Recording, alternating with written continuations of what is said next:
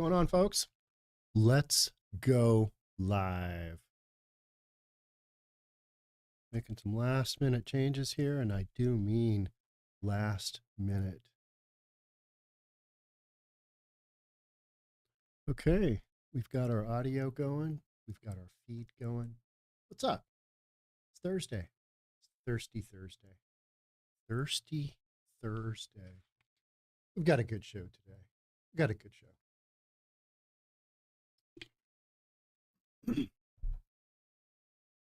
Vigilante justice. Oof, yeah.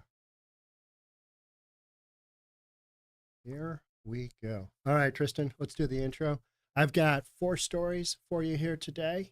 And we got one on squatters. We got one on the Democrat St. Louis mayor. She says business owners should be held accountable for crimes on said properties.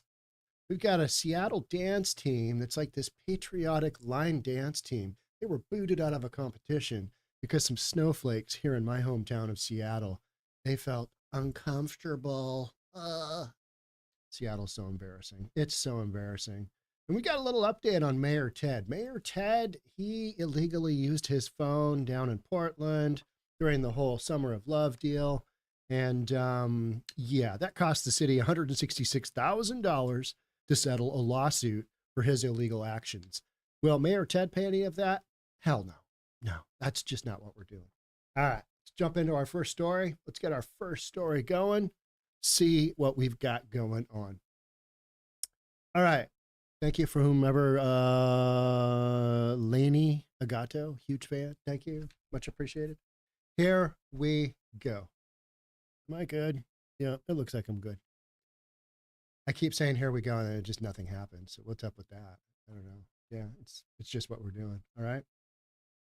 Get into the headspace here where I do my introduction.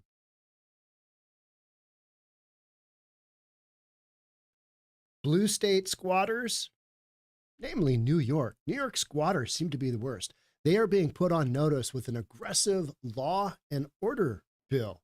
People are getting killed. It's true. It's true. That is happening in New York, and it's happening elsewhere as well. So we've got this pressure on the whole squatter system. You got, illegal immigrants just popping off with, come to America and squat with me. I mean, in real time, we've had that happen. Now we're getting a little bit of pushback, just a little bit of pushback. Let's get into it. Here we go.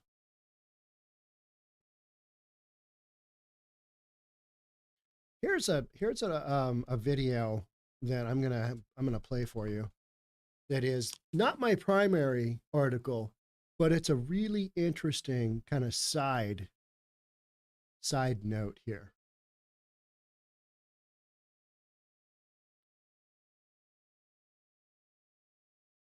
Get all this stuff going correctly. There we go. There's our squatter hunter. This guy brings up a really interesting point. And this all works together. The whole squatter thing has just become kind of out of control because people know they can get away with it, right? Here we go. Association, and I also opened up squatterhunters.com, where we help people that need to get their squatters out. Squatters are criminals. By nature, squatters are criminals. Even though squatting is typically someone who is taking advantage of a system that allows them to, even though, we have criminal squatters, we have masses of people coming into this country. Even though we don't have maybe the resources to handle the people that we have living on the streets today here on our own, we have masses coming in. They're going to be looking for places to live. And if we don't have the housing for them, if they're coming in with no money, they can't rent the traditional way, it's only going to be a matter of time before they find out that you can move into a vacant house, and sometimes even a house that was only vacant for a week or two and the homeowner went on vacation, and there's no fine, there's no penalty. What's the negative for these people to then start taking over these houses? When they start finding this out, our squatter situation is going to go beyond control. You might say that's an over-exaggeration, but think about the numbers themselves. 11 million people. And it takes how long for these folks to get a job, to get work authorization? I mean, they're competing for, number one, jobs, entry-level jobs, and number two, housing. We've already had a housing crisis going into this whole debacle, coming out of the Great Recession, right? We've had a housing crisis this whole time. No, not enough supply. Not enough supply. People, we just need some more affordable housing. We do, but we need a ton more of it. That's not going to come into the system anytime soon. It's just not happening. Not building fast enough, and not enough people are putting their homes on the markets to have that normal turnover. We just got massive, massive shortage. So we need laws like this. So let's get into it. Let's go like that. And how's that look? Good. New York Republican lawmaker is railing against the state's squatting epidemic with a bill that would allow police to immediately evict squatters while ushering law and order back into the Democratic-run state, he said. This is a Republican. This probably isn't going to go anywhere. The Democrats are going to go, no, what about the tenants' rights? What about the tenants? Now, that's how you got here in the first place. This whole thing that everything is just shifted too far to the left. Everything. It's just, we're living in the down under. It's like, what? Where's all the reasonable people? What happened to the people with common sense? Not much of that, is there? We need to make sure that we fix this huge epidemic right now, and it's coming more and more and more. Republican State Senator Mario Mattera, who represents the 2nd Senate District in Long Island, he told Fox News Digital in a Zoom interview this week, New York, most notably in New York City, has been rocked by repeated instances of squatting cases, including a handful that have turned violent and even murderous. Literally, people are losing their lives over this. We got to protect the squatters' rights. Mattera pointed to one man on Long Island in 2021, plumber Thomas Buckelman, who was brutally beaten with a baseball bat by a squatter when he was hired to winterize a building in Blue Point. Guy goes over and he's just gonna turn off the water. He's gonna dump the water out from the hot water tank. He's gonna, drain all the faucets, all that good stuff. Maybe turn off water to the fridge, whatever. He gets beaten in the head with a baseball bat by a squatter. Not good. Buckelman was left with 3 fractures to his skull and blood on his brain, and told local media at the time he believed he was going to die. When you take enough whacks to the head with a baseball bat, the guy's lucky to be alive. Last month, another woman died when she allegedly walked into her deceased mother's New York City apartment and discovered squatters. The squatters were arrested in Pennsylvania after allegedly stealing the dead woman's Lexus and stuffing her body in a duffel bag. Yeah. Could you imagine? Her kids, I think it was her son, came and found her.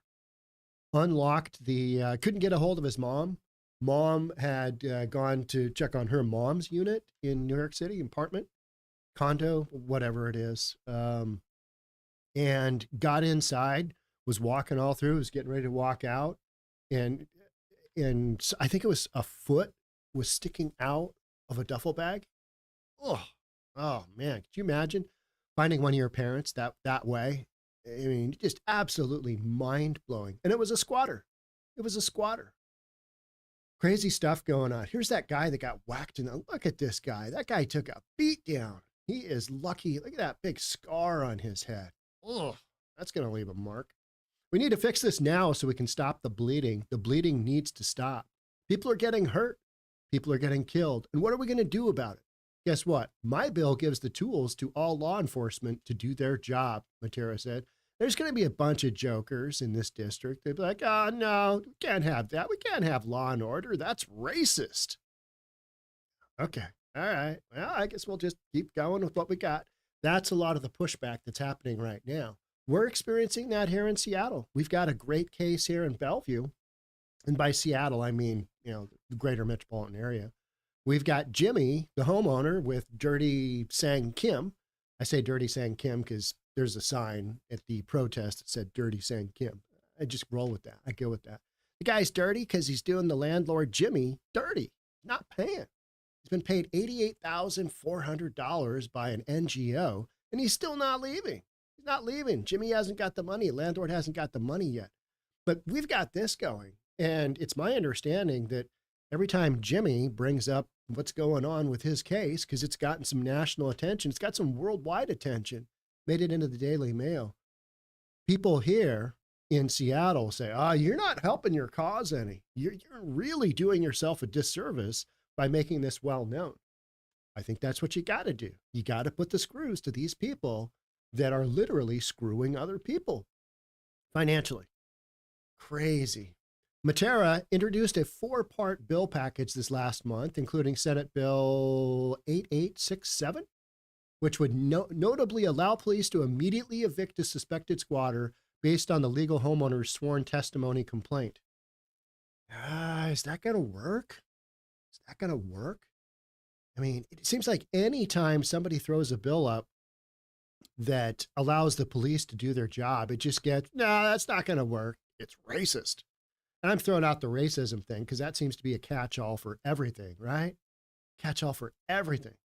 Did you guys see, I'm not covering it today. Did you guys see that they're going to bring to, I think it was Europe, they're going to bring an updated version of the board game Scrabble that's easier, less competitive, and more inclusive. More inclusive. Yeah. Yeah. We are literally living in the down under. Just everything's backwards day, right? Just by the complaint, calling police officers, prove that you are ownership of that home and you have the attesting to certain facts, can immediately cause a squatter or other unauthorized persons to be evicted from residential property by a police officer on the spot without court intervention, Mattera explained. The problem I have is that when you have to get the police involved and it appears like it's a civil matter and you can't prove they're a squatter, that's when things just get really sticky, don't they? Because the cops don't want to get involved. They're like, go handle it in the court. And I get it. It's not, it's not their duty to do that. But if you've got to basically decide who's a squatter and who's not, and that's where it gets really murky, because so many of these cases are holdouts. They're people who paid, in the instance of Jimmy with Dirty Saying Kim, Jimmy was paid 1 month's worth of rent. And then Dirty Saying Kim started doing him dirty and just stopped paying. And then he's been paid all this money, literally thousands and thousands and tens of thousands of dollars, and he's not leaving. And they make $408,000 between he and his wife a year. I'm having some trouble getting a job. Now, your wife makes $200K, figure it out or move. You know what I mean? It's just like, what are people doing? They're squatting. The bill is styled after a bill in Florida that Republican Governor Ron DeSantis recently signed. We talked about that Florida and Texas do it right. And other states are starting to figure it out and go, look at them. They don't have as many problems on this issue as we do. Let's do what they do. So Governor Ron DeSantis recently signed into law that eliminates the squatter scam. I loved when he was speaking about the issue. He had a big sign that said, stop the squatter scam, I think it was, end the squatter scam. It's like, that's so great. It'd be great to have a governor. My governor wouldn't do that because he's far too concerned about protecting the squatters' rights. Mattera lauded Florida and DeSantis for the bill's passage and called on Democrats in New York to rally around his bill as Democrats did in Florida. This has been a bipartisan issue.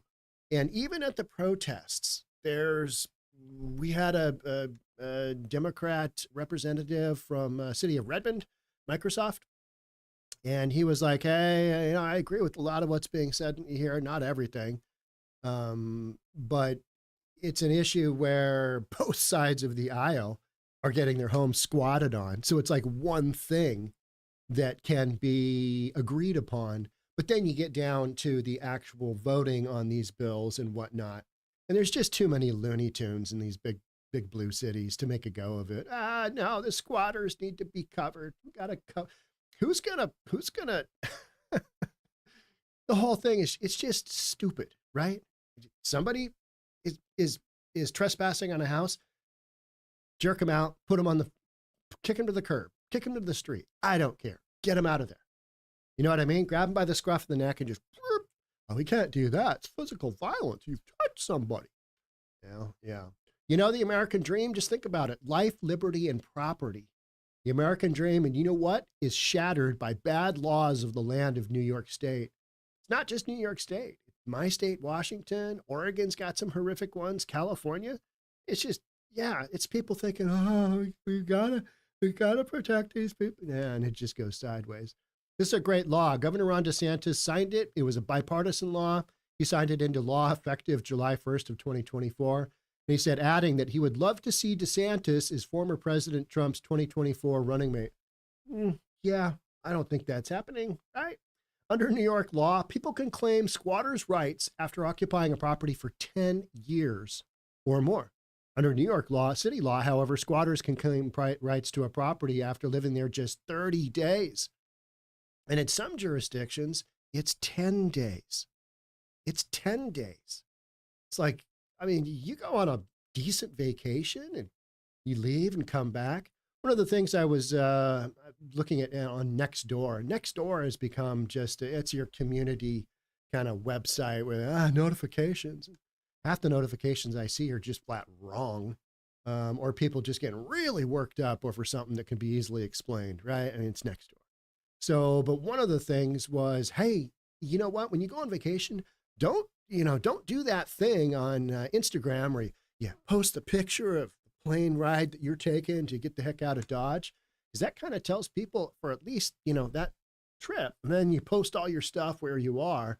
That gives people, squatters, people that have ill intentions for your real estate, gives them the idea, oh, you're gone. Hey, he's still there. Yeah, he's posting on Instagram. What a dumbass. Let's go squat in his house. Yeah, I mean, that's what they're basically whoever that is, the authorities, at the end of all these articles when police make their recommendations, in order to not get your car broken into, park it in your garage. Yeah, that's smart. But if you don't have one, keep it in a well-lit area. Well, what if you're renting and you just can't throw up lights? It's always one of those deals, right? In many cases, squatters move into empty homes that are on the market or the homes of recently deceased people. It's smart. It's smart. The property is in flex. It's like, who are you? Nobody seems to mind. Somebody is moving on in. They either fly under the radar for 30 days in New York City to claim squatters' rights or produce fraudulent documentation that they are on a lease for the property. Such crimes are considered civil cases, meaning legal homeowners spend months in court and often thousands of dollars in legal fees to legally evict the squatters. But the case with Jimmy and Dirty Sang Kim, maybe Jimmy gets his $88,000 that the NGO has given the tenant, the squatter. Maybe he gives them, maybe that money finally gets to the landlord. What about all the attorney's fees that are involved? Jimmy spent like 20 or 30K on trying to get this deadbeat out. And this deadbeat has done it before. That's the big thing. These people do it. These are serial squatters. I had a conversation with one of my summit brokers yesterday, I think it was, maybe it's the day before. Today's Thursday. It was probably yesterday. And, serial squatter had moved into a home. And then you got to figure out strategy for getting that person out. Because we kind of found this out last minute. And it's like, all right, we need this person out. And, they've done it a bunch of other times. Not good. You are now dealing with a Pacific Heights movie from the 1980s. You're dealing with that scenario. They hunker down and they can do nasty stuff and they get away with it. Savvy criminals have apparently exploited the laws, with Mattera pointing to a case unfolding in Queens where a suspected squatter showed proof of rights to a home by presenting an Uber Eats receipt from Burger Joint Shack for $25.27, ostensibly to show that they lived on the property as it had the address. That one, to me, that's a massive, massive stretch. Here's a receipt. They delivered it to me. Does that mean you own the home? You have a lease that you could provide to me? Oh, no, but here's my Shake Shack. Who is getting Uber Eats Shake Shack? I mean, the whole thing. Yeah. Anyway, right? A married couple invested in a home in Queens, Jamaica, Queens several years ago. Now they're forced to go to court right now, he said. An alleged squatter hired an attorney. Imagine this squatter hired an attorney, and then now, and let me read that over. Tristan, cut, and let's go with an alleged squatter hired an attorney. There it is. Imagine this squatter hired an attorney, and there they are. They have a burger chain, a burger chain receipt that says that that's the proof that they live in that house. Yeah, Imagine going with that. Um, it's so bad. What if their attorney was the dude? I'm sorry. She goes by Stephanie, that was representing the rioters who interrupted the Seattle City Council meeting. What if Stephanie was their attorney? If you're not familiar with that, it's on this channel, and I think the title of that one was, oh man, they're being charged or something. Seattle rioters. You probably saw it. By a burger shack, giving them a receipt with the address on it when they delivered it. That's the squatter's proof. That's literally what they're going with, because they know the law is on their side. They don't really have to do much other than, we're squatters. We've lived there for 10 days. We lived there for whatever. And as long as they, throw something out there, the police are going to go, I don't know. I mean, the police aren't sitting outside the house, clocking in every day that they're there or they're not there. They have no idea, right? So they're just going to go, all right, this is a civil matter. Next. This is serious. My bill is very, again, aggressive bill. It gives the tools to our police officers to do their job. Though aggressive against squatting, Mattera said the legislative package also provides protection for individuals wrongfully removed from a property, including potential triple damages, restoration of possession, and attorney's fees for the aggrieved party, his office explained in a press release last week. How's that going to work? I'd like to see the details on that. Because you can't have it both ways, right? All right, protect them. No, don't protect them. I think what we're talking about is we are talking about serial squatters. We're talking about people that, have no lease, have nothing. I mean, the Shake Shack receipt, I actually think that's pretty genius, because who in their right mind would provide that as your proof? You got any proof? Oh yeah, Shake Shack receipt. Uber Eats delivered it. What? Okay. I mean, what are you going to do? Cop gets an Uber Eats receipt. It's been torn off with a bag. You know how they do that.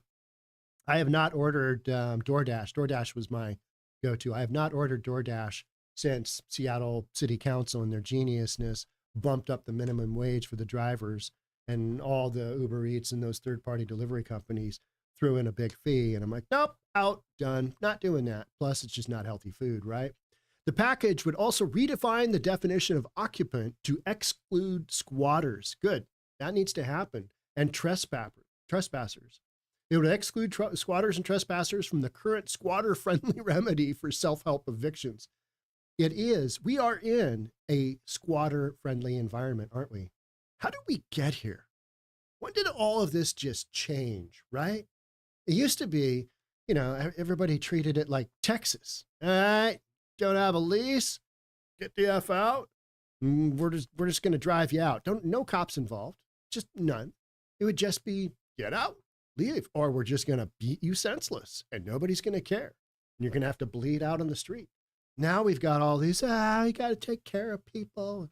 They're a privileged group, and just a bunch of nonsense. Yeah, how about this story? LA squatters take luxury Hollywood Hills mansion, rent rooms to OnlyFans models. Remember that one? That was a multi-million-dollar home. That was a big squat. And that one, that was very enterprising squatters. They didn't have a lease. They didn't have anything. They didn't have jack. And it's California, so they got in there and they just... Mattera said the explosion of squatting cases in New York comes after a series of bad laws. Imagine that. New York City, bad laws. New York State, interesting, right? In the state that have emboldened criminals, including cashless bail, that's allowed repeat offenders to return to the streets after certain arrests. That's what you got going on. That's what you got going on. And in the second article here, I'm not going to read the whole thing, but this goes on to basically outline, we have masses coming in. I'll read parts of it. We have masses coming in. They're going to be looking for places to live. We're talking about illegal aliens. We're talking about criminal aliens. And if we don't have the housing for them, which we don't, because we don't have the housing for our own, homeless folks here. If they're coming in with no money, they can't rent the traditional way. Yeah. And we had that kid named Moreno with his daughter and his wife, and he's being deported by ICE right now. At least he's in custody. Missed his He missed his ICE hearing or his immigration hearing, but he's been in the country a bunch of years. He's got 500,000 followers on, was it TikTok? Yeah, it was TikTok. And he basically, got famous for coming right out and telling people, immigrants, that if you squat in a house for long enough, it'll be yours. Just giving a whole bunch of squatting disinformation. But if you're coming from another country, you don't know the United States laws, and what do you got to lose? You're not going to get deported, are you? You're not going to get deported. There's a whole bunch of laws happening right now. New York City is the main one, where Eric Adams, the genius mayor there, he's got a background in law enforcement. He's a former cop, right? So he's like, all right, yeah, we need to start working with ICE to get some of these criminal aliens that have committed violent acts. We need to be able to deport them. It's like, oh yeah, you're fine. You're a cop and you get it. But so many of these other, states and cities and counties and entities, they don't want to interact. They don't want their law enforcement to interact with ICE, with immigrations, customs, and the last one, right? They don't want to. They don't want them to interact because somehow, our federal authority on immigration is racist or whatever. It's that, oh no, we don't want to support the police. But now you've got illegal immigrants coming in, committing acts of violence, and then all of a sudden, we need to switch that around. We need to flip-flop that because this isn't working. It's not working on my watch. Eric Adams, he flip-flops on stuff so hard. Whatever makes sense at the time. Some of his stuff I'm okay with. Most of it I'm not. And it's because, we're virtue signaling big blue city, and until they're not, right? Eric Adams wants to change the way that housing in New York City. Come to New York City, you don't have a house, they're obligated by law to put a roof over your head. He wants to switch that up. He wants to change up some of the law there because it's not working out all that well. Yeah, he doesn't have the finances to commit to all that. So squatter and tenants' rights vary across the country, with some states providing protection for non-paying individuals. Most of them don't.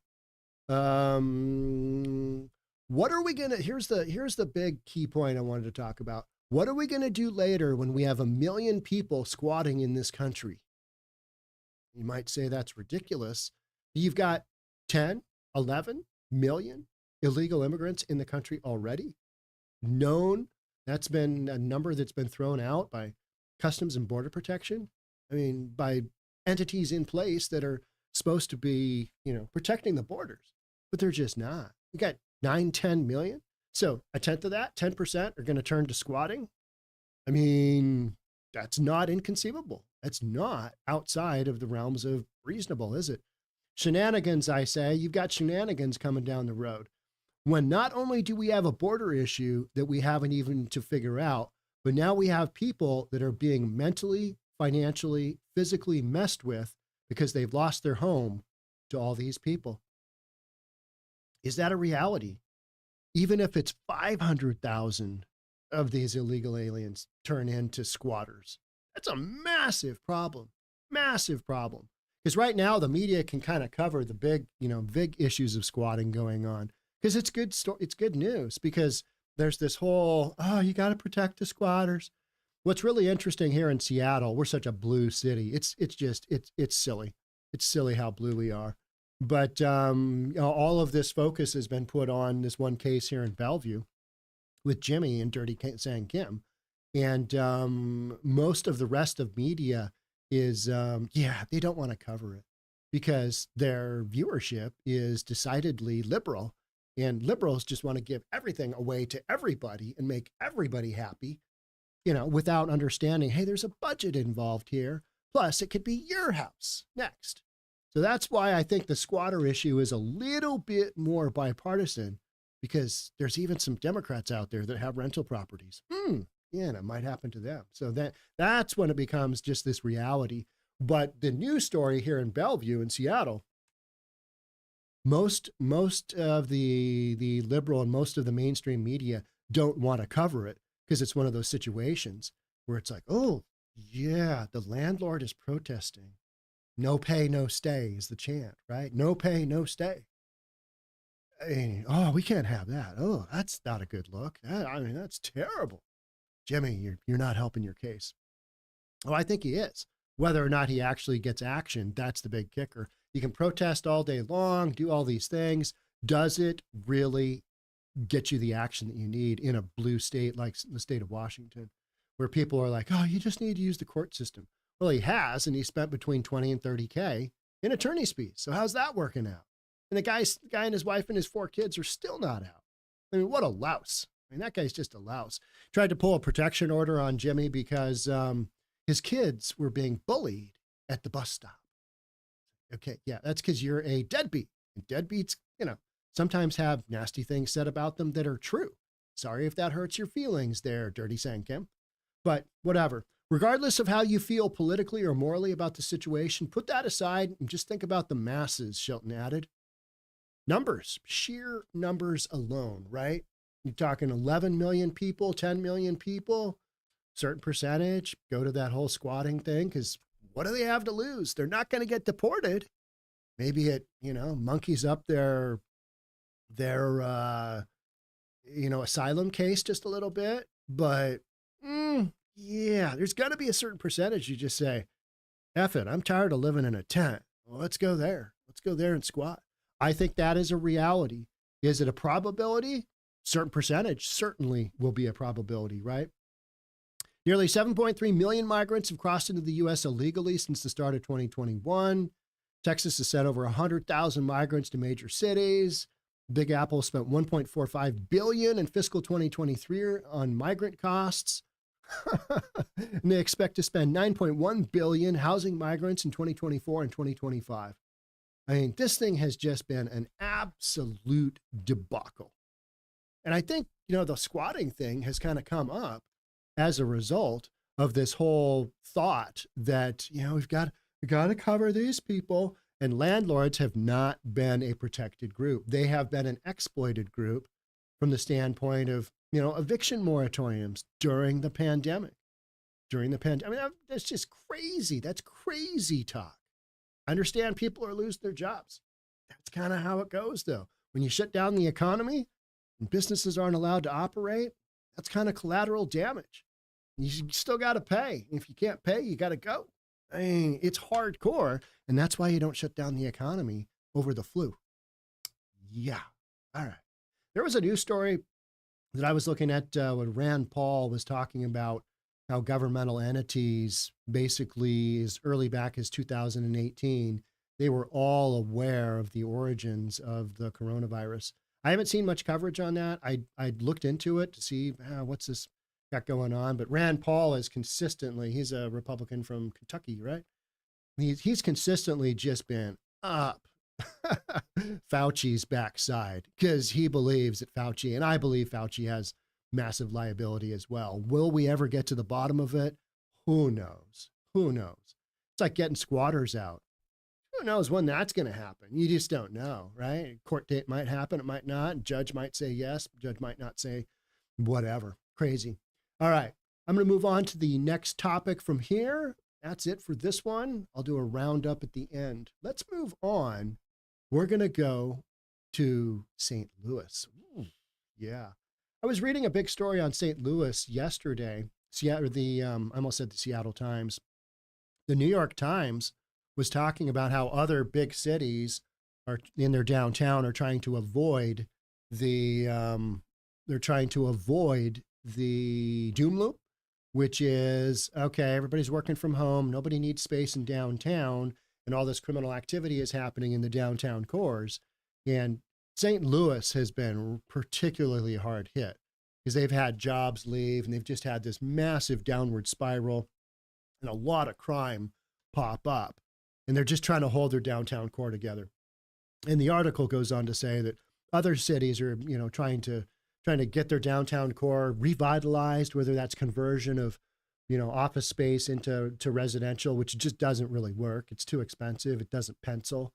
So you got to have massive government funding to make that happen, which most governments right now have a negative. They don't have a surplus. So St. Louis is basically, their downtown, per the New York Times, is just annihilated. annihilated. I mean, big buildings that sold for $200 million are now selling for 4.5 million, I think was the one main building. It's like a 44-story building in downtown St. Louis, sells for four plus million. I mean, geez, that is a crushing blow to the tax base, to St. Louis. So here we go to St. Louis. Tristan, here is the intro. Democratic St. Louis Mayor Tashara Jones says business owners should be held accountable for crimes that happen on their premises. Call 911. Hey, I've been robbed. You need to handle it. Plus, we're going to give you a fine. You need to go take this class. Is that what we're talking about? Kind of is in St. Louis. Let's get into it. Here we go. Let's do this. You know what? We're going to watch a little video. That's what we're going to do. Actually, before I do that, I'm going to see what you guys are talking about. See if you guys have anything good to say. Build that wall. Yeah.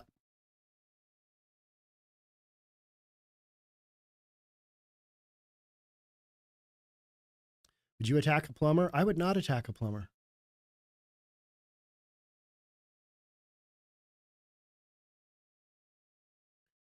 Yeah, talking about how you can't turn off the water, electricity on squatters. That's just, do whatever it takes to get them out.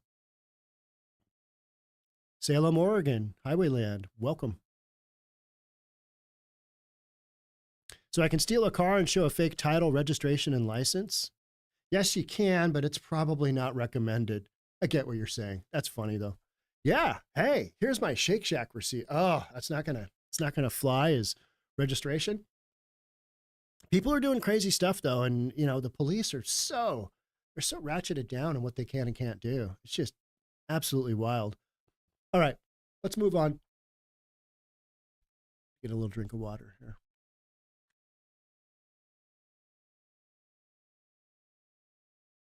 Who's got the biggest balls of them all? Yeah. All right, we're gonna just watch this. I'm playing this video for you because the string of criminal activity in St. Louis in this news story is just kind of like, what? You do what? What's happening? Here we go. My goal today is to not play a video for you that does not have audio. How about that? Several overnight break-ins at South St. Louis businesses have had police busy this morning. Yeah, Fox 2's Chris Renee talked with police, and he is joining us from where one of the break-ins happened. We are on the 4200 block of South Broadway. The Broadway Mart store is just behind us here. You can see significant damage done to the front door. Police believe this was one of two businesses in this strip mall targeted overnight by at least one burglar. The other is an O'Reilly Auto Parts store just down from us here. Police tell us they believe whoever is responsible used a vehicle to back into the multiple stores that were hit overnight. Authorities tell me they think a total of 8 stores were hit, 6 along South Broadway here and 2 on Gravois. We have video from 6 of the break-ins. Take a look at video of the vehicle that police believe was used in the break-ins. It was recovered abandoned in South City on Michigan earlier this morning. That actually doesn't look that bad, does it? I mean, you got some damage over here, but this rear end for bashing into a bunch of businesses' doors, that's not in bad shape. It has damage to the back of it. Police telling me earlier that it was reported stolen.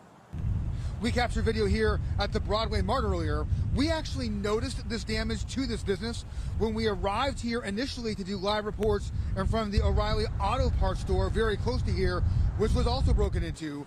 We called police and they then responded to this location. The overnight string of break-ins all started at the Family Dollar on the 4600 block of Gravois, police responding there just before 2 this morning. In that case, the door was damaged similar to the situation here. No word on what might have been taken from that business. Less than 20 minutes later, police got a call for another break-in at the O'Reilly Auto Parts store here on South Broadway. The store manager there telling me that their surveillance video shows a vehicle backing into the front door, then someone getting out and going into the business. The manager does believe items were taken. Just minutes after that, police getting another call for a break-in at the Royals liquor store on the 6400 block of Gravois. Similar to the other situations, that store sustaining damage to the front door. Again, we don't know from police what might have been taken. Just after 3 o'clock this morning, another break-in at a Circle K at South Broadway in Davis. More front door damage there. Similar to the other cases, still unclear what may have been taken from that business. Then just after 3:30 this morning, another attempted break-in at the South Public Supermarket on the 7700 block of South Broadway.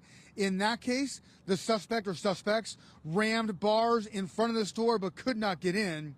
We spoke earlier with the owner of this strip mall here about his reaction to what happened. It's very frustrating. We would deal with this here, I don't know how many times over the years. And they just broke into one of the building supplies right here, okay, last year, and we still haven't finished this one yet. Now there's another one going on at the, this March. And we are getting tired of it here, These are honest working folks in this shopping center trying to make an honest living. Police tell me they believe one suspect may have been behind all of these overnight break-ins. That suspect still at large at this hour. No injuries being reported. So my point to showing you that is,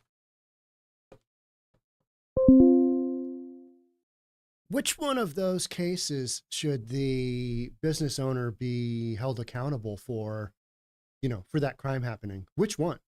I mean, that was just one night in St. Louis. So what does that look like? Yeah. I mean, vast majority of those were businesses that were, it was after hours, right? It was at night. Let's read the story. Democrat St. Louis Mayor, need to make sure. Yep, where I go. Democrat St. Democrat St. Louis Mayor Tishara Jones has initiated a bold approach to combating crime within her city, one that diverges from the traditional strategies typically centered around bolstering law enforcement. Jones instead has proposed a new tactic, holding local businesses accountable for crimes occurring on or around their premises. Her strategy seeks to engage the private sector in a more proactive role in fostering community safety. Now, what could these businesses have done to prevent these criminal actions from happening? Hire 24-hour security? That's not going to happen. It's just not feasible for most of these businesses. They don't have it in the budget. Shouldn't you have more police running around? Oh, wait a minute. St. Louis defunded their police, right? Yeah. So, it's like Seattle complaining, we don't have enough cops. Well, that's because you defunded them. Oh, you mean there's a correlation to fewer cops and more crime? Oh, I didn't know that. I didn't think about that. I mean, it's just, it's such a known quantity, and everybody else sitting out back on the outside, looks in and goes, what a bunch of morons. Well, coming out to this and saying her strategy seeks to engage the private sector, they're trying to do business. They're not in the law enforcement. Although some of them, the folks, remember, where was it? It was Kensington, I think. It was Philadelphia. It was a restaurant, hired armed guards with AR-15s. I thought that was great. Unnecessary, but if you want to make a statement, yep, we're going to have armed guard security for your lunchtime special. It's going to be safe.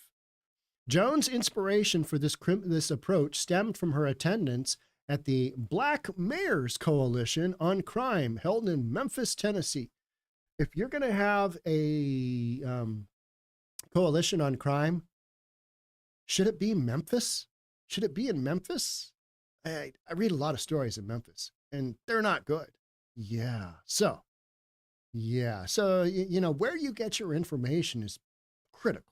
So it was there that she became acquainted with a program in Atlanta targeting nightclub owners, prompting her to contemplate the applicability of such measures to St. Louis. We have a lot of violence around convenience stores and gas stations.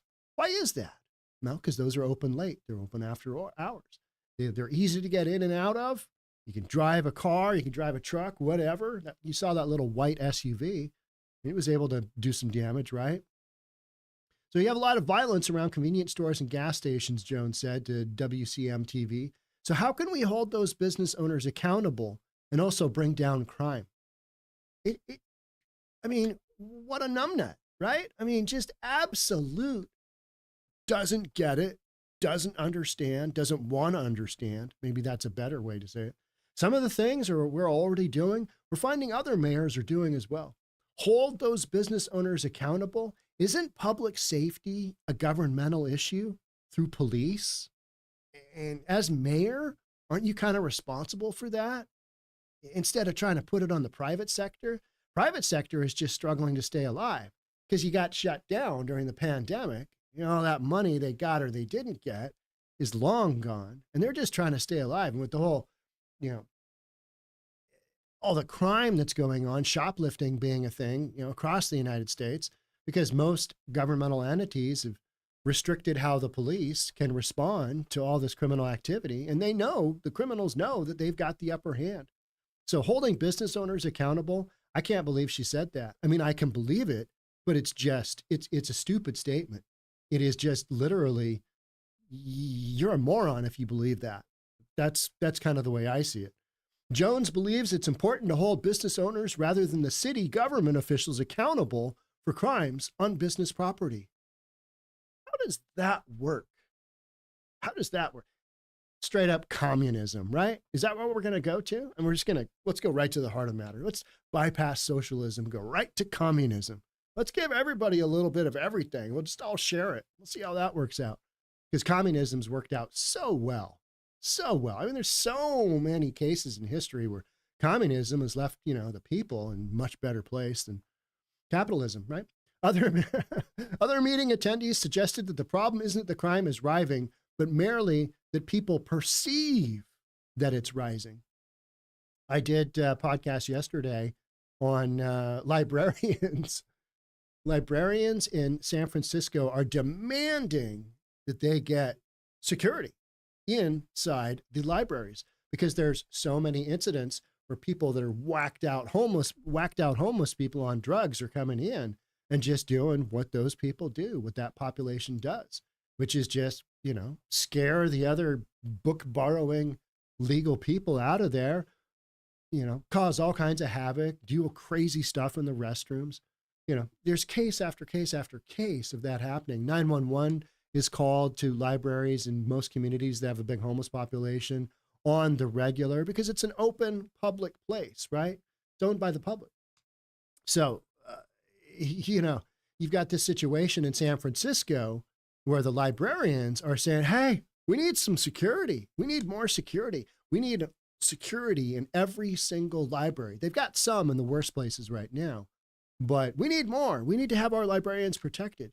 And then the flip side to that is you've got Mayor London Breed in San Francisco going on, and she has to do it. She has to spin her productivity on how well she's done as mayor. She's saying, crime is dropping. All these things are dropping, but it's just a perception problem. There's no real issues here. And at the exact same time, the librarians are screaming for more security. Well, if things are going so swimmingly, why do you need security in your libraries? Yeah, that's a tough one. I'm going to have to get back to you, right? Now, I just watched the podcast.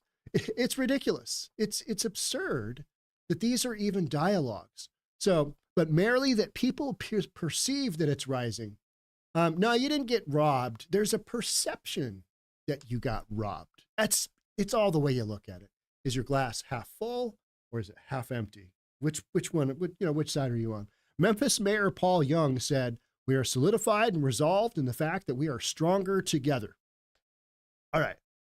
What does that mean? I thought we were talking about crime. We're stronger together.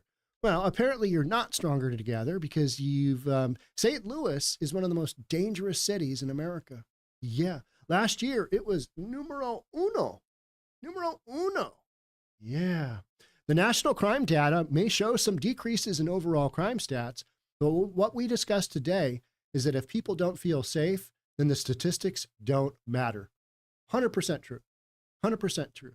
If people don't feel better about what's going on, if the librarians don't feel safe, then it ain't safe. In their heads, it's not safe. Now, so much of this is not just based on perception, it's based on reality. I mean, when you have an environment in the East Bay area in San Francisco where you literally are developing new words to communicate the level of lawlessness that you've got going on, such as bipping. When did you hear that word before a few years ago? And more recently, in the last probably year, it's become a media topic, right? I've been covering bipping for a while because it's such an out of control deal. So, is that getting better? It's just your perception. It's just your perception. Okay. Yeah, but my car got bipped. Don't worry about that. I mean, glass, an inanimate object. Don't be racist. Jackson, Mississippi Mayor Chokwe Entar Lumumba, I probably butchered that name, but we're just going to move on, said, "We're ensuring amongst ourselves that this will not be the last engagement, but will continue to lean in." I'm sorry, Mayor. What? What are you talking about? Just gonna lean on in here. Okay. All right. Into what? What are you leaning on into? And ensuring amongst ourselves that this will not be the last engagement, but we will continue to. Okay. All right. All right. They're going to do something. That's what I'm taking from this. They're going to do something. The Blaze, however, Dave Rubin, however, is calling foul on these claims. By any measure, St. Louis is one of the worst cities for crime in America. The city received an F rating from crimegrade.org. Yeah. It's that whole librarian screaming for security guards. Everything's good here from the mayor. It's all good. It's fine. Crime's going down. It's going down. The Blaze calling out, hey, one of the worst cities for crime in America. But the mayor of St. Louis saying, we need more responsibility from our business owners. How can we involve the business owners in breaking this cycle of crime? Yeah, backwards. We're living in the down under. For years, St. Louis has had one of the highest murder rates and violent crime rates in the country. Jones has been mayor of St. Louis since 2021. Just calling it out, calling it for what it is. Hey, those numbers have gotten way worse, way worse. Another story that I didn't do today, but I was looking at from California was Gruesome Newsom, Governor Gruesome Newsom, Gavin Newsom, is his coalition of homelessness, his main body within the state of California. It can't work out where like $20 billion worth of money went for the homeless population, because the homeless population has gone up like 13% in the last year. And they've got 183,000, homeless folks that they have literally counted. So that means it's probably like 250 or 300 in reality homeless.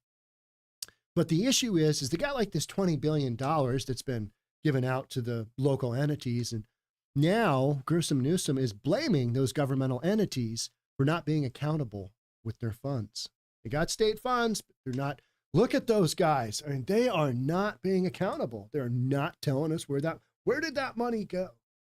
It's like when these leaders of these Democrat-run cities, they get all worked up over, how did this happen? Look at the homelessness here. This is nuts. What are you guys doing here? What's going on? It's your state, buddy. What are you doing? Trying to become president. Sure, that'll work out well, though.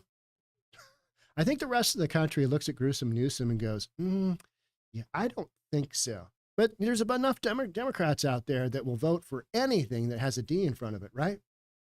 Yeah. So for years, St. Louis has been one of the highest murder rates. The economic hardships endured by businesses, exacerbated by the challenges of the COVID-19 pandemic, further complicate the feasibility of such measures, making private businesses responsible for the break-ins that are occurring to their businesses. Yeah, this is literally, and we want them to share with the responsibility. Now, you don't want to bring on any more police. You don't want to pay for it. And you want to blame somebody that can't really do anything about this other than, go down that road of, all right, it's going to be a guy out front with a machine gun. Anybody else runs out of the building with stolen goods, we're shooting them in the back. Yeah. Is that a reasonable solution? Yeah. It would certainly stop shoplifting in its tracks, wouldn't it? And I'm not recommending that. I'm just saying, hey, what do you want businesses to do? business down in San Francisco, a hardware store. I podcasted on that. It's been there for a long, long time. And they are literally buzzing people in, and they are walking with the customers to go get whatever item it is, walk them up to the front, check them out. Your own personal hardware shopper. That's not reasonable. You sometimes have more people in the store than you've got store personnel. So how's that going to go? These stopgap measures are just ridiculous. How about the store owner that recommended doing the fog machine? Hey, let's throw out the fog machine. Let's get a fog machine up in here because somebody breaks in. Doing an armed robbery. They've got their guns drawn on us. We're going to hit the fog machine button. We're going to start the fog. Fog's going to come up into the store. Nobody's going to know where anybody is. I'm sure that's just fine with the dude who walked in with the gun. And then we're going to call the cops, and the cops are going to come in, and, they're going to wade through the fog. They're going to wade through the fog. And they're going to get the bad guy. They're going to get the bad guy. Yeah. All of these stories are the result of weak on crime. Weak on crime. You got a system where you don't have prosecutors that want to prosecute. You don't have enough defense attorneys. You don't have enough cops. We believe in the abolition of, the justice system. Get rid of all the judges, get rid of borders, get rid of all this stuff. That's what the far left believes, right? Literally. And that's what the far left believes. Get rid of it. Get rid of it. Get rid of it. It'll all work out fine because communism worked out fine, right? So let's just go down that road. Users on X shared their frustrations with the new tactic, arguing that business owners should not be held accountable for crimes that happen on their premises. That just goes without saying. They're in the business of making money, period. And secondarily, providing a service to the community, right? How about in San Francisco, the prison for Preston supervisor is trying to put a bill together that allows the community to sue grocery stores if they leave the community. Yeah, got to give them 6 months notice. Otherwise, they can sue. What grocery store is going to want to operate in that environment? Yeah, it doesn't really matter, Sean, because, this is San Francisco and this is what we're doing. Because the last good example of, grocery store leaving was Whole Foods left after 1 year because of the criminal activity, 563 calls to 911 in 13 months. One guy, drug addict, went out in a body bag from the restroom at the Whole Foods in San Fran. And then Whole Foods just said, we're not doing this anymore. We're shutting down. Spent millions of dollars opening, a store up. How does Whole Foods hold these people who come in and deal drugs and do prostitution in the restroom and steal from the store? How do they hold them accountable? How is that Whole Foods problem? It's not. It's not. It's the citizens' problem now because they don't have a grocery store in there anymore. Yeah, right? Grocery desert. So liberals have the worst ideas in the history of the bad ideas, lamented one user. That's funny. That's from Carol RN, Miss Rush, and the Gipper on liberals have the worst ideas in the history of bad ideas. It's so true. How do you come up with an idea like this? How do you literally voice out loud that, hey, this is what I think this should be our recommendation for this epidemic of crime that's going on? And I think what it comes from is, actually arresting people and throwing them in jail. And we're not doing that. So look at anything other than that and then go with that. It could be anything. It could be a terrible idea. Worst idea in the history of ideas. Some argued that the burden placed on proprietors of establishments such as nightclubs, where alcohol consumption often contributes to heightened risk factors, may appear somewhat justified. You've got patrons that drink too much. You got to cut them off. Okay, I get that part. But what we're talking about is way beyond the confines of that, right? However, extending such accountability to owners of convenience stores or gas stations raises legitimate concerns regarding the feasibility of their interventions and criminal activities beyond their control. It's so true. I mean, this makes zero sense. And yet some dumbass Democrat is going to throw this out. Oh, I went to a Democrat convention and they said this, what to do. We're learning about it. We're thinking about it. And we're reimagining public safety because we don't have any. What are you going to say? Terrible idea from a, group of terrible ideas from mayors that are doing a terrible job of running their cities. Yeah, that's just a circle jerk of bad ideas, isn't it? Let's all get our ideas in here. These people are high. Punish business for criminals? For a Democrat, everyone else is responsible, not the criminal. This is the laziest excuse I've ever heard, wrote another user. It's so true. It's so true. St. Louis has long had one of the highest violent crime rates in the country. And while some might say that the city's elected leadership should be held accountable, St. Louis's Democratic Mayor Tashara Jones recently suggested that instead, the city should hold the businesses accountable. Let's see how that works out. How many businesses want to operate in that environment? It's like in California where you've got a lot of the mom and pop, fast food restaurants. They're not going to be able to cut it. They're not going to be able to cut it with, bumping up that minimum hourly wage to compete. So everybody's now got to compete. You got to offer 20, 25 bucks, whatever it is. They're just not going to compete. So the big businesses do really well because they're just going to bump up their prices. McDonald's is just going to bump up their prices and just do their thing and pass it on to the consumer. So, who effectively gets ramrodded in that case? Well, the mom and pops. Even if the mom and pops aren't required to bump up their hourly, effectively they do because they got to compete in the business environment. And that's where these knuckleheads with these kind of ideas, they don't get it because, communism has worked out so well in the past. There was a couple of funny comments on here. Let's take a look at these. These are always pretty good. Looters will be shot. All right. Somebody says that will be a very good start. Maybe what residents of St. Louis would do is vandalize and rob City Hall and then blame City Hall for the crimes. That is not a bad idea. I'd like to see how that works out. No police involvement. Just, let them run free. Kind of like the Summer of Love, right? They can protect themselves by putting a no criminals allowed sign in next to their no guns allowed sign. We got some racist stuff. We're not going to read that. And they keep electing these dumb liberal, all right, as mayors and DAs. You know what? So many of the comments I see always, we're always hammering on the fact, you know what? Things are going so swimmingly. Just keep voting blue. It's like the constituents of these areas, they can't get it past their head that maybe when you've got an option for somebody that's going to be a little bit tougher on public safety, maybe you should take that option and you should give up the knuckleheaded one, like hiring Let's Go Brandon Johnson in Chicago with all of his shenanigans. That guy is just, I should be thankful. I should really be very grateful and thankful that Mayor Let's Go Brandon Johnson got elected in Chicago because I don't know how many podcasts he has given me. I don't know how many podcasts Eric Adams has given me in New York City. I mean, let's not forget, got Mayor Ted down in Portland. I mean, these people are just, it's like, what are you doing?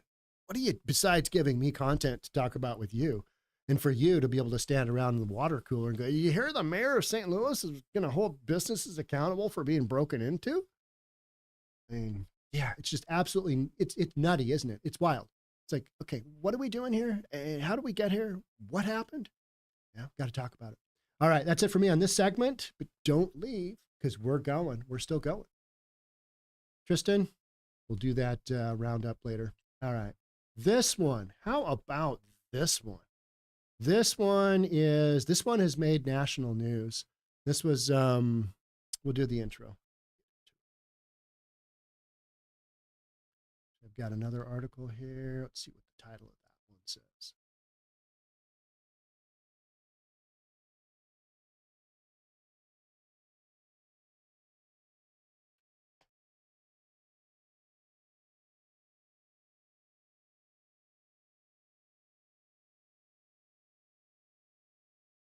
Actually, let's see what you guys are talking about on the live stream. See what's going on. DeSantis is needed in Florida. Same for the Republican governors. Yeah, that would be one of my main concerns too, is if DeSantis became president, he's not there to run Florida. You're going to replace him. And I keep hearing from you guys, we do not want Greg Abbott, our governor of Texas, we do not want him running for anything other than being governor because he's doing such a rock star job in Texas. I hear from people all the time, no, we don't want that. And they selfishly, who wouldn't want an individual like DeSantis for president over who we have now? I mean, yeah, you don't have to answer that. That's more of a rhetorical question. But yeah, absolutely nutty, right?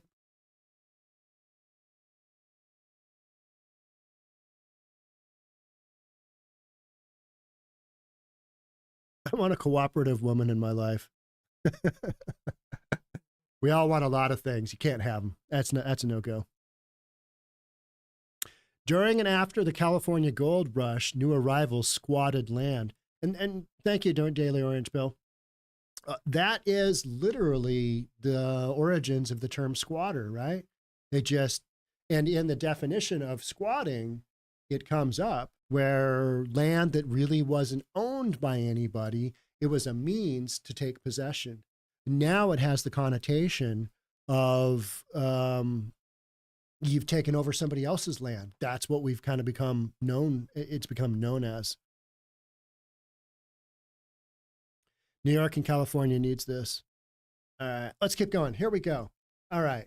A dance team, a line dancing team, told we're Tristan Cotton, let's go with a line dancing team in Seattle was told that their American flag shirt outfits made some people feel triggered and unsafe and were asked to leave the event unless they could comply with either no shirt or get rid of the flag shirt, whatever it might be. Let's get into it. How is this happening in Seattle? It's a line dance deal, right?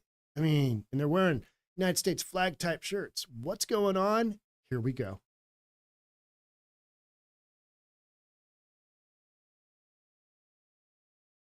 All right, so let's get to the bottom of this. Here's what these folks look like. Do these guys look like terrorists with their terrible, terrible shirts? People were actually triggered by this. Could you imagine being triggered by the American flag?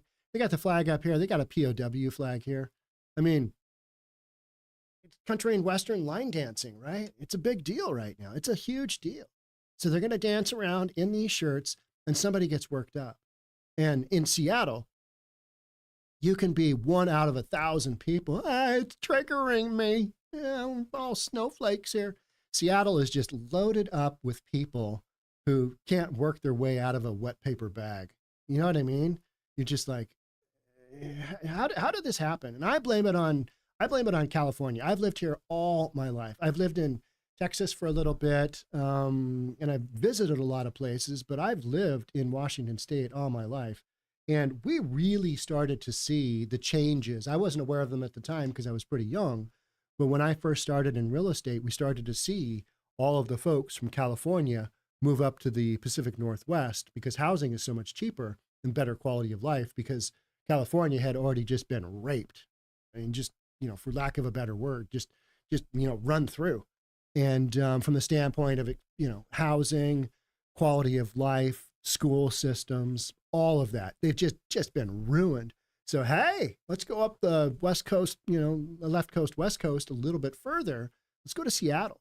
So we started to see all the folks come in from California.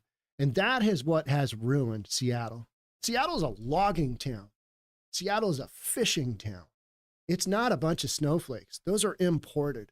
So, days gone by, this was a different city, but it really changed in my adulthood. We just got all this tech bros.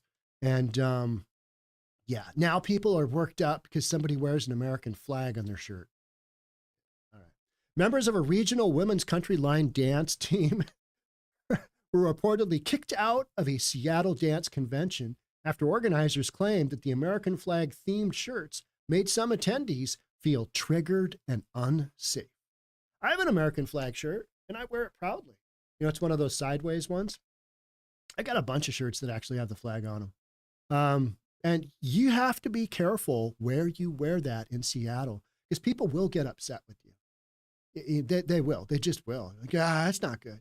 So I've also got, a bunch of hats with flags on them, as you do.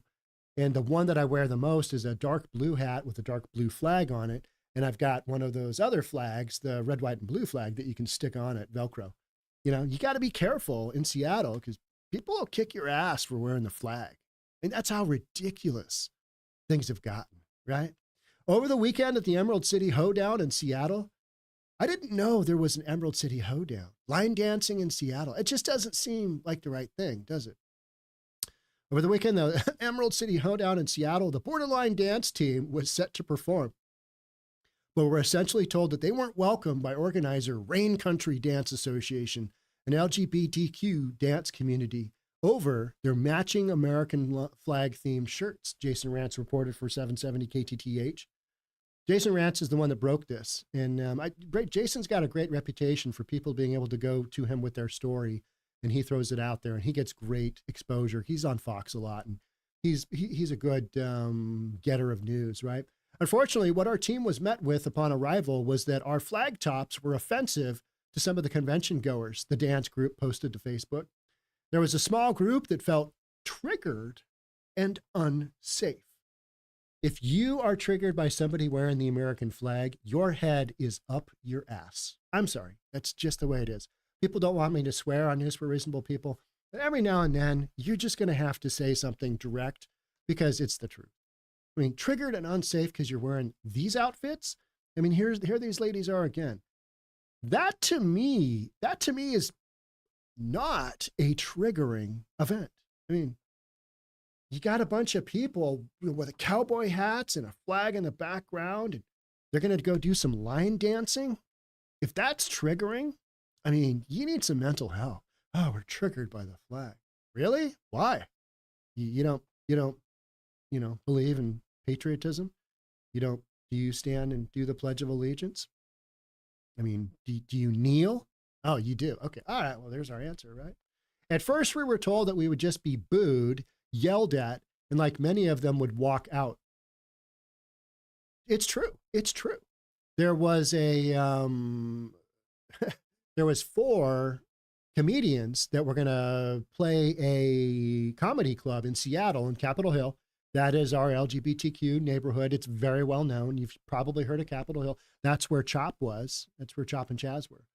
But these comedians, and Jim Gaffigan was the one name that I recognized. And he's been around for a long time. And I don't remember his show being I don't remember any of his content being, hey, look at that gay guy and, doing a joke. I don't remember his being any of that. But when people found out that these 4 guys were coming into town, they were told that, we can't have your acts here because some of the folks here they're tweaked out by, they're triggered by your content. And not one of them had a routine that anybody could figure out that was wildly anti-gay or anti-L, whatever it is. It's one of these things where in Seattle, unless you are on the LGBTQ plus side, it's like you're against them, right? If you're a hetero, oh, you're against them. If you're cisgender, oh, you're against them. That's just not true. You got to let these people do their line dancing. I'm not a huge line dance fan, but I'm not a fan of a lot of things. I'm not a fan of classical music either. I like classic rock. But there's a lot, everybody's got to have their own deal, right? So line dancing, no, not my thing, but let the people dance in their Patriot shirts.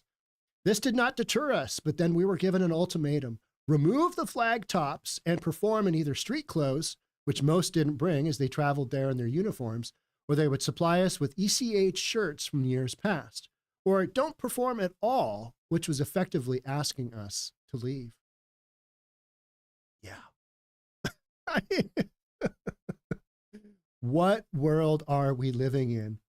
We don't speak for our team. We speak on behalf of them. So the choice was theirs, the Post said, as we knew would happen because there was really no choice in our minds. It was a unanimous, no, we're not changing our shirts. We're not changing our shirts. Seattle is filled with so many snowflakes. They're butthurt at the slightest thing, that goes, oh, that's offensive to me. I loved Candace Owens. Candace Owens being fired from Ben Shapiro's deal, Daily Wire. She got fired, but that's a big news story. I've been trying to work that one out, figure out what's going on there. Whatever. They're going to do a debate, Ben Shapiro and Candace Owens.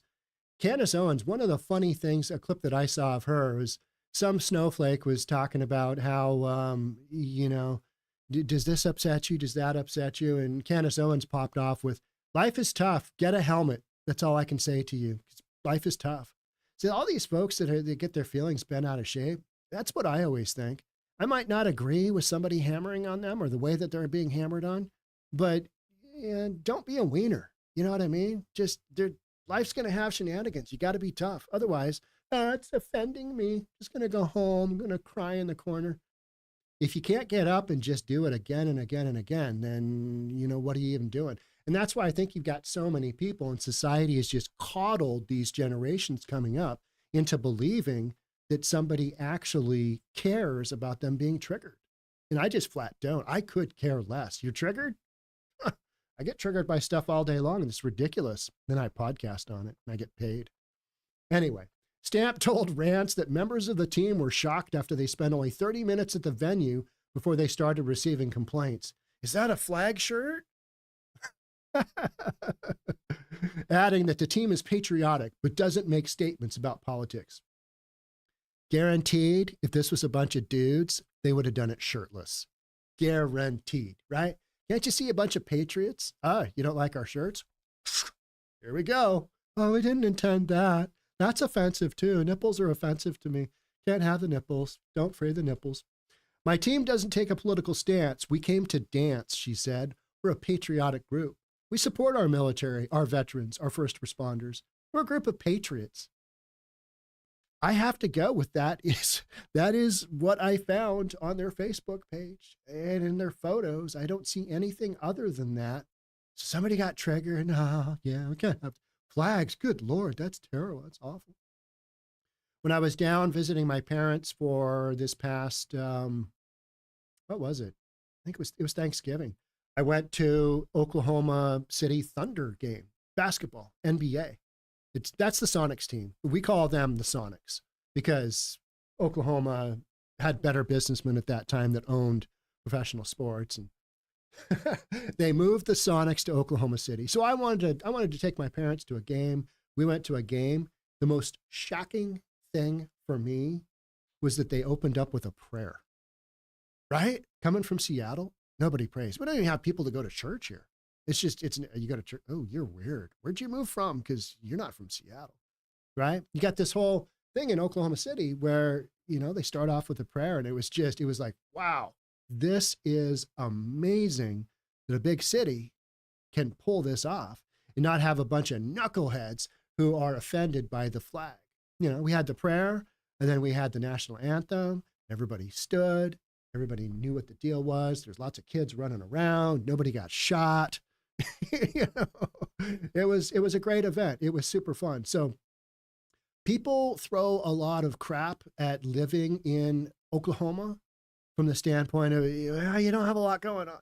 But the lifestyle there and the lifestyle in these states is so different that I can see the pull for wanting to be there from, hey, I want to raise my kids here, because you get to take them to an NBA game and they're going to pray at the beginning, whether you're religious or not.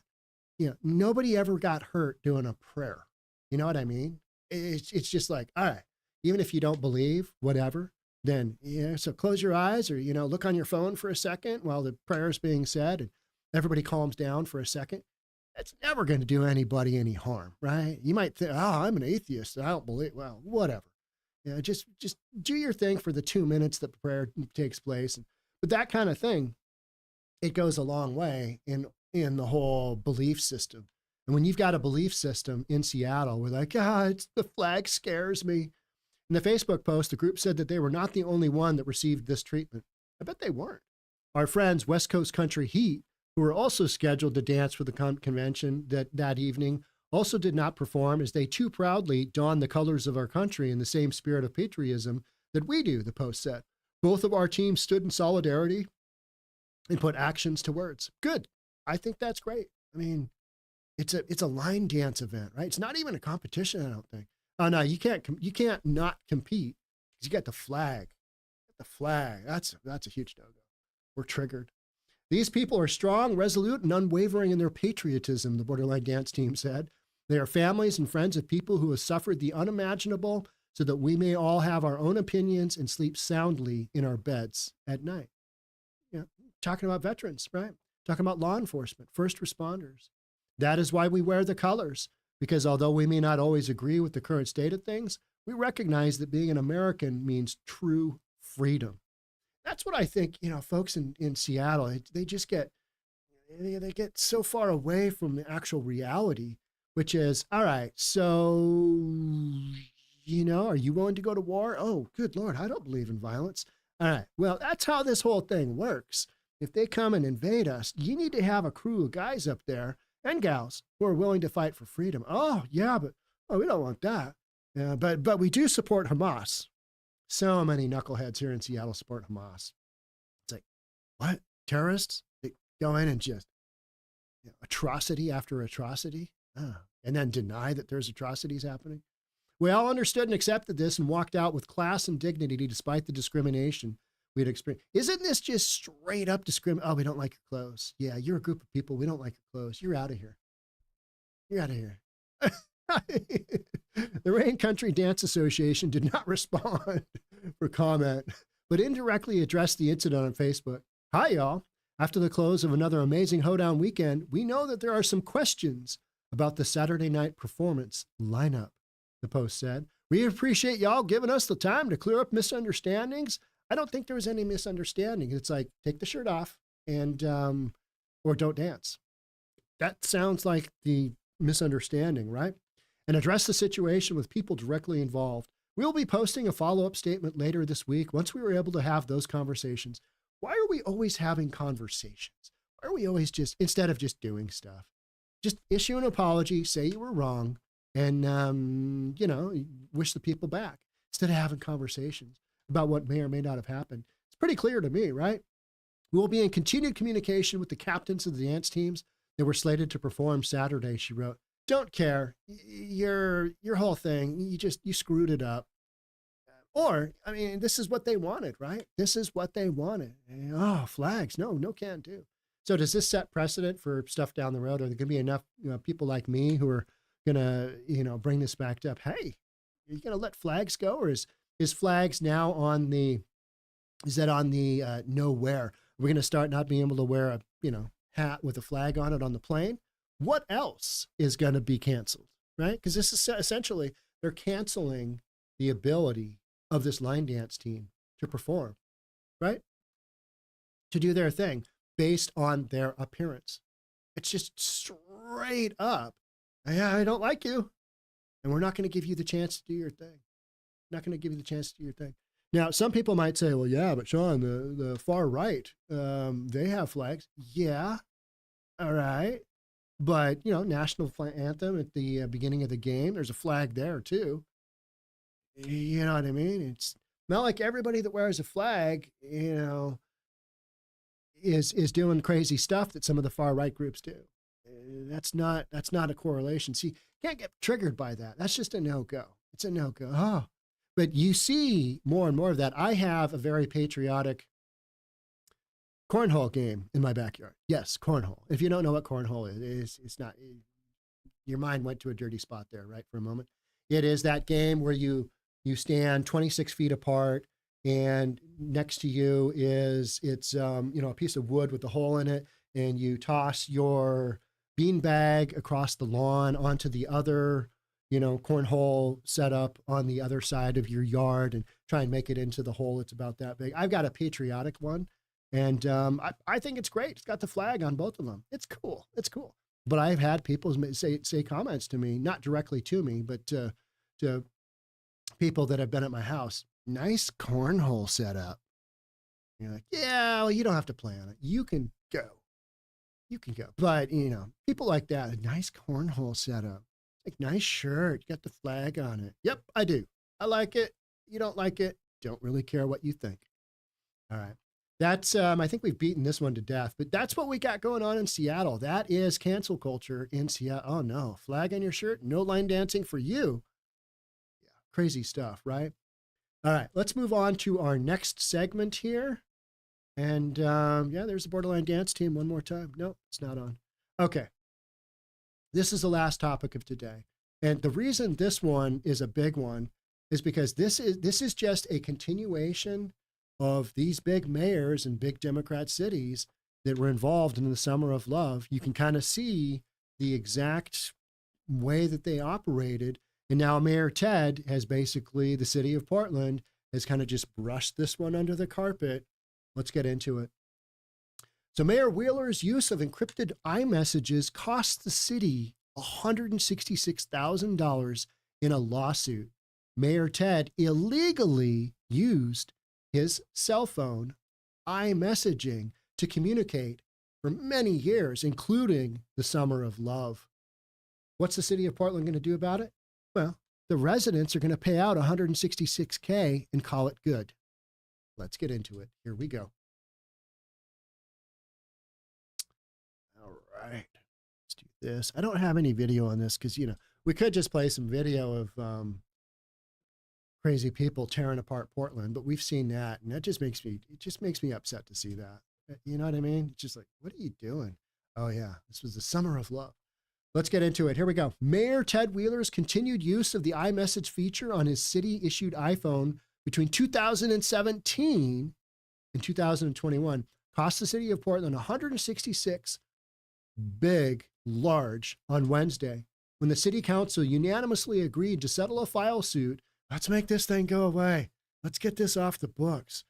Settle a lawsuit filed over the city's inability to fulfill a public records request for Wheeler's text messages. Did that sound familiar? If it does, it's because I've reported on it multiple times, not only in Seattle, but on this very case. And, what the issue was is that during the Summer of Love, the mayor of Seattle and Portland were communicating with their fire chiefs, with their chief of police. And in Seattle's case, I think it was a total of 7 people, all just miraculously had the wrong button set on their iMessaging. Now, what iMessaging does is it deletes automatically after 30 days. That's kind of the rough overview of it. So they're supposed to use, because of record keeping and they're public officials, they're not supposed to use iMessaging, but it's the default on their phones. But they kept just going in and changing it. Or in Seattle's case, my phone fell into the ocean. Yeah, the tech guy came by and he made changes. I don't know. I'm not very tech savvy. Well, they're tech savvy enough of them to make those changes so that all their text messages just basically disappear. And in Seattle's case, they just settled a big lawsuit and we just move on. There's zero accountability for elected officials. Zero. And this lawsuit here, that really exemplifies what's going on. Because I'm going to guess that these officials are using iMessaging because they don't want people to see what they're texting about, because they're making decisions like allowing Antifa to run Seattle, allowing Antifa to run downtown Portland. And maybe some of those texts might get them in trouble. You think? So the suit filed by attorney Michael Kessler, a resident of North Vancouver, British Columbia, Canada, states that Kessler submitted a records request in July of 2020 for all texts sent to and from Wheeler's iPhone between July 21st and July 23rd, the period after former President Donald Trump ordered federal agents to suppress nightly racial justice protests in Portland. And that's when I went down there. I went down to Portland and I covered that. I should have been down there a ton more. But we had so much stuff going on here with our own Summer of Love that I wasn't able to make it to Portland until ours got shut down. And it was still went on for 150 nights or something in Portland. Just some absolutely astronomical. I mean, that's absurd. That's just ridiculous to let people basically absolutely violate your city. Yeah, you got to question leadership, and people were. So, on November 14th, 2022, Oregon Public Broadcasting reported that the city's text message archiving system, SMARSH, it's an interesting name for a text messaging system, SMARSH did not capture messages sent over the Apple's text messaging protocol, iMessage. This was problematic because text messages are subject to the public records law, as well as the city of Portland's retention policies, and must be preserved. Right? Remember when Hillary Clinton had her own private email server? Yeah, same thing. Hey, Hillary, you're not supposed to have that. I didn't know. Yeah, you did. You did this on purpose. Mayor Ted, you did this on purpose. Let's be honest. Let's be honest. It's just your major sin was you got caught. You got caught, right? And what's the city going to do? Nothing. Mayor Ted's just not very, tech sophisticated. No, he knew enough. He knew enough. While the city purchased additional software in 2016 to block the iMessage featured on Portland Police Bureau equipment, it did not implement this protocol for other city bureaus. It should have. So it did it for the cops. Did it for the cops so they couldn't communicate, back channels. But mayor, anybody else making decisions about this ridiculousness? Then it shows, right? Because he had the summer of love in Portland. It just made Portland an absolute laughing stock of the world. Like, look what's going on there. We got a bunch of nut jobs there. After taking office in 2017, Wheeler signed a form agreeing not to use iMessage because the archiving system was unable to record them, OPB reported. However, iMessage was turned on the mayor's iPhone 10 months later, causing Wheeler to receive more than 6,400 iMessages between January 2019 and September 2021. Let's talk about that for a second. So you got January 2019, and we had CHOP and Summer of Love shortly thereafter, right? CHOP happened. CHOP ended July 1st. So, it was a quick run. It was a quick run. But there was a lot of stuff going down. You had the pandemic going down during that time period. January of 2019, it really took off kind of that winter, right? By 2021, staff with the city's technology bureaus were reportedly becoming increasingly frantic about the mayor's use of iMessage because everybody knew that this was a violation of the law. But who's saying anything about that? Just a lawsuit. Just going to settle a lawsuit. According to emails sent by the Technology Bureau staff, Wheeler was re-enabling iMessage every time. And what's going to happen to Mayor Ted? Nothing. Yeah, just going to smooth it over. We like Mayor Ted. He's a good guy. He's really done a lot for the city. Really done a lot. Even though he was repeatedly told that doing so evaded the city's archiving system, re-enabling iMessage every time. All these folks in Seattle, they did the exact same thing. They knew what they were doing. They were probably coached to do it. Hey, a way to get around having those pesky records kept, just use iMessage. It deletes, self-deletes after XYZ days. The city informed elected officials that they could manually turn off the iMessaging feature using their iPhone settings, which would be apparent by the text bubbles changing from blue to green. However, nearly all the text messages sent by Wheeler between January 2019 and September 2021 were iMessages. Yeah, just don't follow the law. Don't follow the law. It's optional. You're the mayor. It's optional. Do whatever you want. Just do whatever you want. Go down and give those soccer moms big hugs and, during the whole Antifa thing, when you're outside of a federal building that they're trying to light on fire, stand there and do your mugshot so that, and Rose City Antifa, just loves you even that much more for destroying the city. Yeah, okay.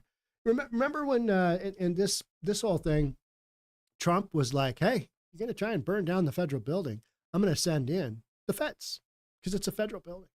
Yeah, and that was a big thing. Everybody was just out of their mind. Trump is sending feds to Portland to protect federal buildings. Oh. In December 2021, the city of Portland addressed the issue by irreversibly blocking the iMessage feature on phones used by elected officials. But that doesn't take care of those 6,400 messages that just disappeared. There's probably some evidence on there that some of us inquiring minds might want to know. The mayor's spokesperson, Cody Bauman, told reporters in 2022 that Wheeler never manually turned on iMessage and that he was fully compliant with the archiving system. So then who did it? Did Casper the Friendly Ghost? Did he come in the middle of the night? Is Mayor Ted, is he asleep? All right, let's change out his my phone settings. Who did it then? Tech guy? Always just throw the tech guy under the bus. Tech guy had my phone. He could have done it. Don't know. In response to the lawsuit filed in response to the records issue, the city attorney's office recommended that the city council approve the agreed upon settlement of $166,893 as a compromise from the full demand to resolve the matter without further legal proceedings. By approving the settlement, the city has agreed to pay $1,893 for Kessler's cost of filing the lawsuit against the city, plus an additional sum of $5,000 and $160,000 to cover his attorney's fees. The checks are to be made out to Kessler's brother, Alan Kessler, who served as Michael Kessler's attorney in the settlement. The settlement will be paid using the city's Legal Priorities Reserve Fund. Just no accountability. No accountability whatsoever. Just settle, settle, settle. Right? So what about Mayor Ted and his 6,400 messages? What are we going to do about that? Is he going to have to go to, illegally deleting your iMessage phone school? Is he going to have to, do 18 months of that? Like if you do domestic violence, you get caught, you got to go to, school. It teaches you how to be a better member of society. Is Mayor Ted going to have to do that? Doesn't appear so. They just settled. Portland. People in Portland. I know there's a lot of people in Portland that watch my podcast. What do you guys think about $166,000 of your taxpayers' dollars not going to clean up your homeless projects and instead going to basically pay off a lawsuit that the city is liable for? And it's liable in such a small, narrow approach to, hey, we'd like to see these records. We'd like to see the records, what you are communicating at the time of the whole summer of love, the time of Donald Trump just, riling people up with, we're going to send in the feds. And, that was a real thing. People were really worked up. How dare he send in additional people to protect the federal buildings? How dare he send in law enforcement to do that? That is just, it's un-American. And you're like, what? But anyway, hey, Mayor Ted, let me see your text messages. Let me see your messages. Oh, yeah. Well, I mean, there's a little thing about that. And the deal in Seattle, and these things are so identical. They're so identical. I mean, I bet you if you look deep in Minnesota, yeah, you would find that. Any of the cities that had major disruptions, it was Minneapolis that the documentary about fentanyl Floyd, that basically, I think it was Minneapolis is Dying, something like that. It was an independent documentary. It was really interesting. Brought up just so much of like, all right, that fentanyl Floyd thing was that was manufactured. I mean, it looks like that was manufactured, but nobody wants to talk about it because then you'd have to explain, well, hey, how about all that rioting? What about the rioting that was really rioting over this situation? So watch that documentary. That's an interesting one. But, during that time period, you had Seattle basically give up its police station, the East Precinct, and that's what basically was the beginning of CHOP. Started off as Chaz. And in Minneapolis, same thing. You basically just gave up a police station. And the reasoning given is, well, it'll save some lives. Yeah, but I think Minneapolis one got burned down, right? Do you think the public officials there maybe had iMessaging? Yeah, should look into that. I haven't seen this story elsewhere other than just Portland and Seattle. So this is kind of a shorter podcast because this is more of a follow-up. And it's just City of Portland has just shut the book on this case. Just boom, done. All right, yep, nothing to see here. Nothing to see here. Just, no, don't worry about it. No, we can't find those text messages. And that was literally the answer of all the entities that were in leadership in Seattle was, don't know what happened to them. Phone fell in the ocean, Pacific Northwest, and very active. Phone fell in the drink, doesn't work anymore. Must have deleted those. Nah, you did it on purpose. Because you literally systematically, in my opinion, somebody came along and said, hey, do this. Messages won't get saved. Yeah, it's illegal, but what are they going to do? Do we have to pay them out? Maybe a little bit of a lawsuit. And that's exactly what we just read. Little bit of a lawsuit, City of Portland just brushes off the lawsuit, goes on their merry way. Wild stuff. Crazy. But then this is what we're doing, 2024. And you've just got this all day long. It's how you get around the system, right? It's how you get around the system. Could you imagine if somebody, an elected official a little bit higher up, pulled this crap? I mean, this would be a major story. And outside of Seattle, I think Seattle just gets a hall pass because we're just basically, I don't know, just city officials. It's so bad. All right, I'm going to wrap up. I'm going to do my, we're not ending the live stream just yet, but I'm going to do my outro. That's it for me on this one. Love to have you subscribe if you haven't already. Hit that notification bell. We're dropping 2 videos Monday through Friday, one on Saturday, one on Sunday. Love to have you get that content. Again, thanks for being here. I'll catch up with you in the next one. Bye for now. See what you guys are talking about on the live stream. I'm going to have to back up here just a little bit. See. You guys, I'll start with the new stuff. Ooh, there's a lot of comments. Thank you all for being here.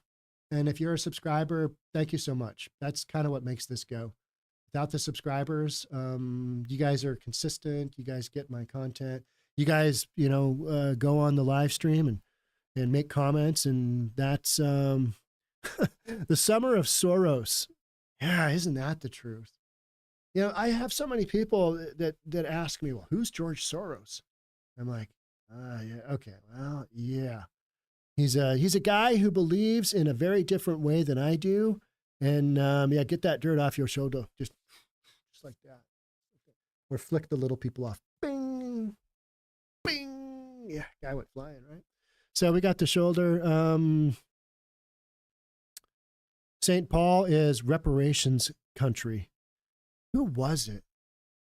Was it New York City? Somebody threw out the, hey, let's not have black people pay taxes because that's a form of reparations. Okay. That is not ever going to be a legal thing. It's just not, right? It's just not. I watched a meme the other day. Have you seen the guy that does the shorts? I know this is so generic, but he's a white dude. He's pretty young, nice looking guy, and he's eating, and he just pops off with the funniest, craziest stuff. And he was saying, so in California, you're going to have reparations paid to people that were never slaves by people in power that were never slaves, that there was never slavery in California, but we're going to do reparations anyway. And it was like, yeah, why are we even doing this? Reparations are never going to happen. Just never going to happen. And it's just never, this is just something that gets brought up and talked about. And it's not because I'm against reparations just from the whole standpoint, but you go through history and there's a lot of different entities that have been wronged. And you're going to try and go back. So if you got, slavery issue, you've got a whole bunch of other issues. You just keep going back. You'll find somebody that's probably deserving, that's been screwed, that should get something. It's kind of like the United States running around the world and just, we'll support them for a while. And then, don't support them. That's no longer popular. Crazy, right? Let's see what else you guys are talking about. Yeah, the city council should bill Mayor Ted personally, right?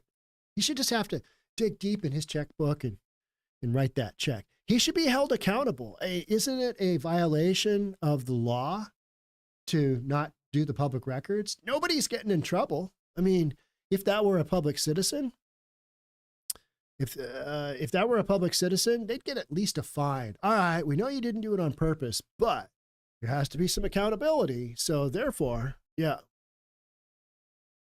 Ignorance is an excuse that they chose when to accept it. It's so true. Yep.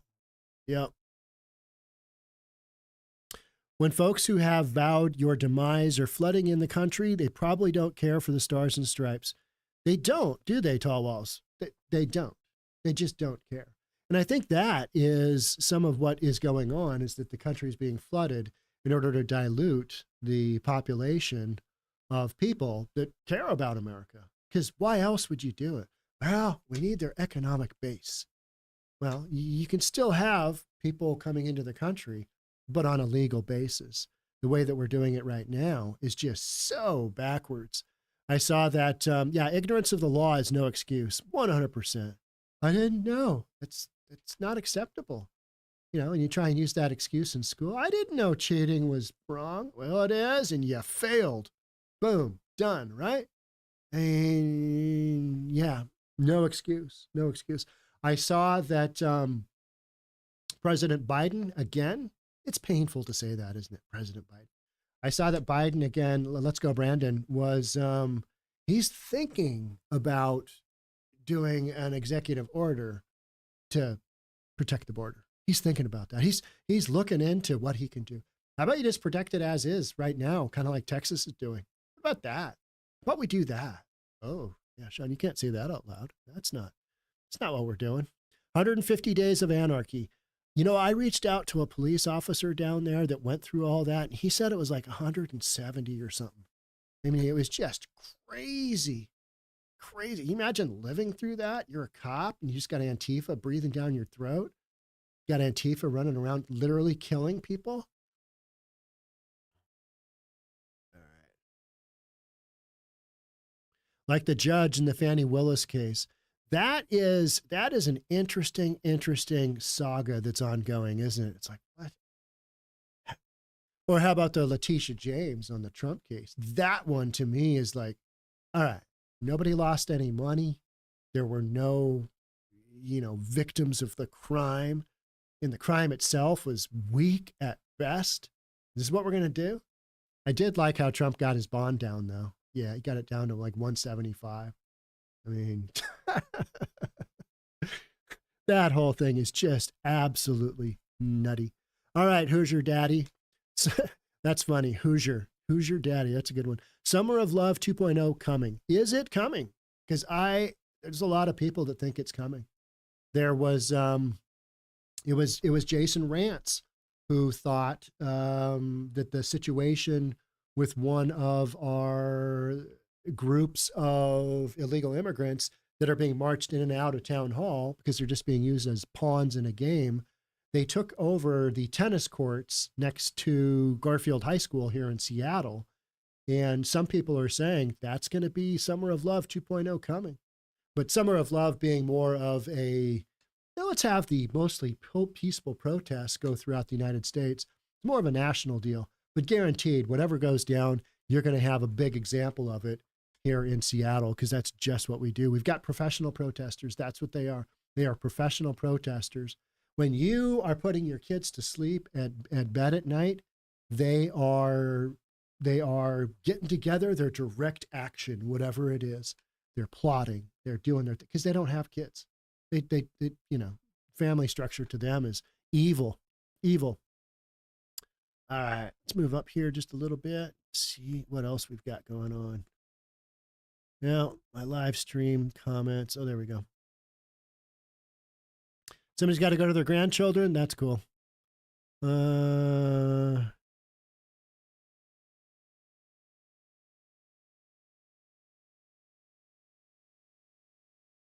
guys got into the Amish. As a transgender person, I have 3 red, white, and blue shirts, and I'm proud of the United States flag. Just so you know, we're not all on the same boat. That's fair. And you know what? I have that conversation as well, too. It's just that, so many of these things, it seems to come up. And I've got gay people that I know, that I respect, that they are absolute patriots. That is a thing. So you can't lump everybody, but it just seems like in Seattle, for some reason, whatever's in the water here, you're just like, what is going on? Jim Gaffigan has several shows on Amazon. Yeah, he does. And he's funny, but I don't remember anything that was negative about, he wasn't anti-LGBTQ at all. Just wasn't. So I don't know. And then we're talking about fossil fuels, and then let's see. Ooh. All right. I am going to end the live stream. It is time for me to go do some real estate. As much as I enjoy doing this, I got to go take care of some stuff. So thank you all for being here. I will see you. We got some good podcasts coming up. There's some interesting stuff going on. So love to have you subscribe, all that good stuff again. I'll see you on the next live stream. It'll be next Tuesday, 9 a.m. No, 11 a.m. We're doing these live streams at 11. Thanks again for being here. I'll see you soon. Bye for now.